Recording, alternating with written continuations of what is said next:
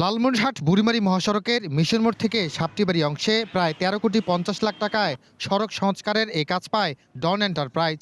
এর অংশ হিসেবে নির্মাণ হচ্ছে 1700 মিটার ফুটপাত।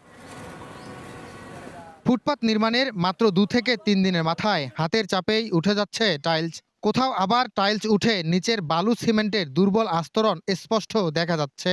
মিশন মোড় থেকে ক্যান্টিন মোড় পর্যন্ত প্রায় পুরো পথেই মিলছে এমন দৃশ্য। সিমেন্ট তো নাই, খালি বালু। এই যে বালুলে দেখা যায় ঘষঘষা বালু। টাইলস নড়াচড়া করতেছে, বালু নেই, সিমেন্ট নেই, নিজে নিজে ধসে পড়তেছে। আমরা এর আগে দেখছি বাঁশ বান্ধব উন্নয়ন, এখন দেখতেছি আমরা মাটি বান্ধব উন্নয়ন। এই উন্নয়ন আমরা চাই না। স্থানীয়দের অভিযোগ, কাজ শুরুর পর থেকেই মান বজায় রাখার অনুরোধ করা হলেও কর্ণপাত করেনি ঠিকাদারি প্রতিষ্ঠান। মিশ্রণে অতিরিক্ত বালু ব্যবহার করা হয়েছে দাবি তাদের। ট্রাক বালুর মধ্যে 1 বস্তা সিমেন্ট দিচ্ছে, একবারে বালু, সে বালু মাখেও না।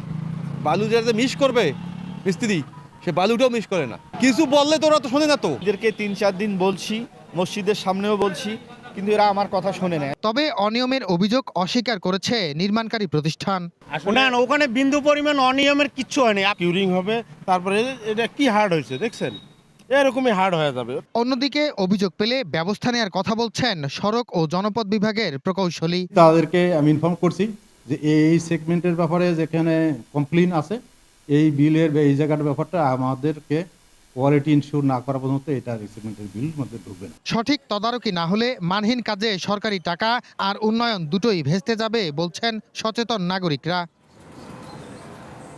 জামাল বাদশা, দেশ টিভি, লালমনিরহাট।